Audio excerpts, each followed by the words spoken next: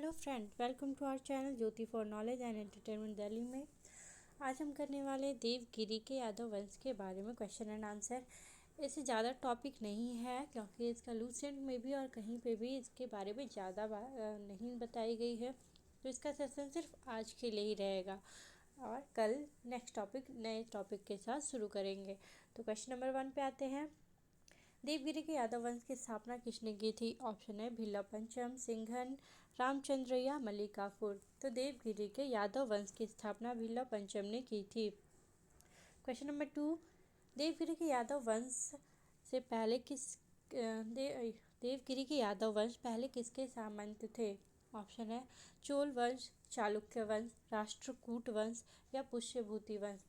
तो देवगिरी के यादव वंश जो है ये पहले चालुक्य वंश के सामंत थे। क्वेश्चन नंबर 3, भिल्लम पंचम ने किसे पराजित कर यादव वंश की स्थापना की थी? ऑप्शन है सोमेश्वर प्रथम, सोमेश्वर द्वितीय, सोमेश्वर तृतीय या सोमेश्वर चतुर्थ। तो भिल्ला पंचम ने सोमेश्वर चतुर्थ को पराजित करके यादव वंश की स्थापना की थी। क्वेश्चन नंबर 4, सोमेश्वर चतुर्थ किस वंश के शासक थे? ऑप्शन है चोल वंश, चालुक्य वंश, राष्ट्रकूट वंश या पुष्यभूति वंश। तो सोमेश्वर चतुर्थ जो थे ये चालुक्य वंश के शासक थे। क्वेश्चन नंबर 5, यादव वंश ने अपनी राजधानी कहाँ स्थापित की थी? ऑप्शन है कल्याणी, बेंगी, देवगिरी या वातापी। तो यादव वंश ने अपनी जो राजधानी स्थापित की थी ये देवगिरी में स्थापित की थी।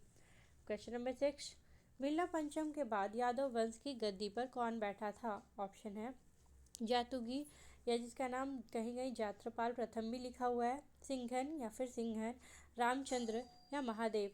तो भिल्ला पंचम के बाद यादव वंश की गद्दी पर जातुगी या जात्रपाल प्रथम जो है ये बैठे थे। क्वेश्चन नंबर 7, भिल्ला पंचम ने किसके साथ युद्ध करते हुए वीर गति प्राप्त की थी?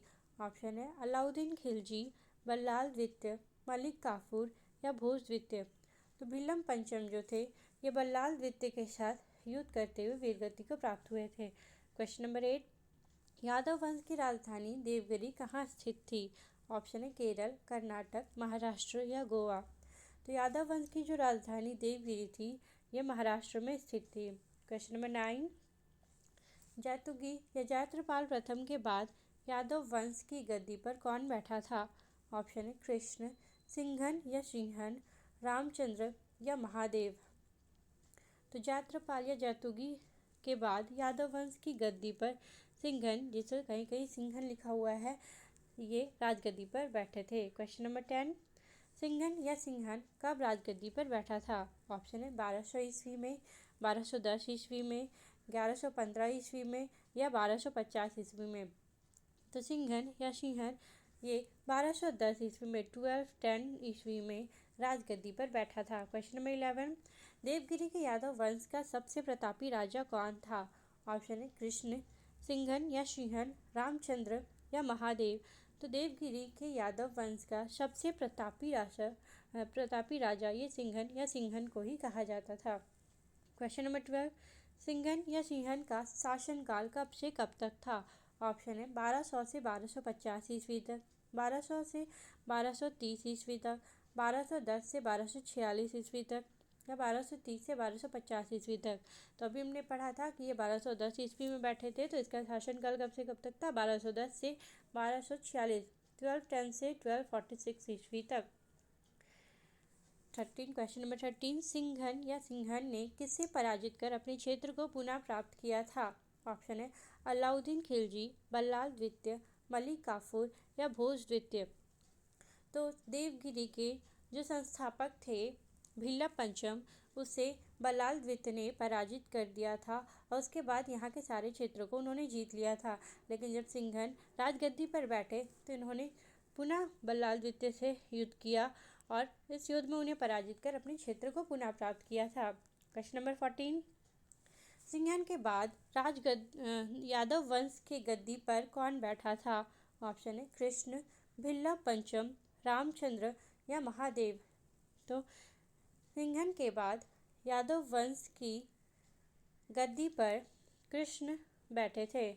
क्वेश्चन नंबर 15, देवगिरी के यादव वंश का अंतिम स्वतंत्र शासक कौन था? ऑप्शन है कृष्ण, वल्लभ पंचम, रामचंद्र या महादेव। तो देवगिरी के यादव वंश का अंतिम स्वतंत्र शासक ये रामचंद्र हुआ था। क्वेश्चन नंबर 16, इस वंश का अंतिम शासक रामचंद्र ने किसके सामने आत्मसमर्पण किया था? ऑप्शन है अलाउद्दीन खिलजी, बल्लाल द्वितीय, मलिक काफूर या भोज द्वितीय।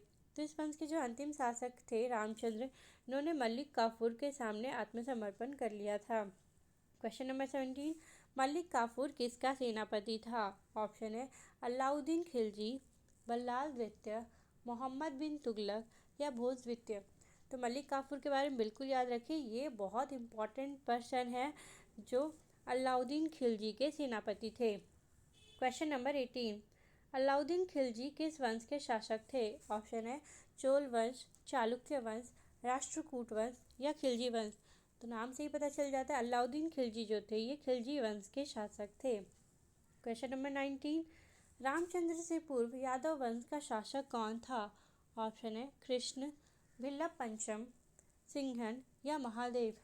तो रामचंद्र से पूर्व यादव वंश का जो शासक था ये थे महादेव। क्वेश्चन नंबर 20, देवगिरी महाराष्ट्र के किस जिले में स्थित है?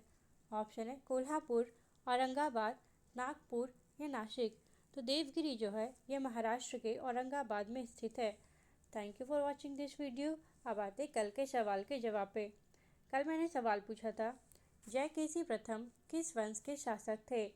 तो जयकेसी प्रथम जो थे ये गोवा के कदम्ब वंश के शासक थे। अब आते आज के सवाल पे। आज मैंने सवाल दिया है चोल काल में विष्णु के उपासक क्या कहलाते थे? प्लीज़ आप लोग कमेंट बॉक्स में ज़रूर कमेंट करें इसका आंसर, और कुछ भी और इसमें ऐड करना है तो इसका भी आप कमेंट बॉक्स में कमेंट कर सकते हैं।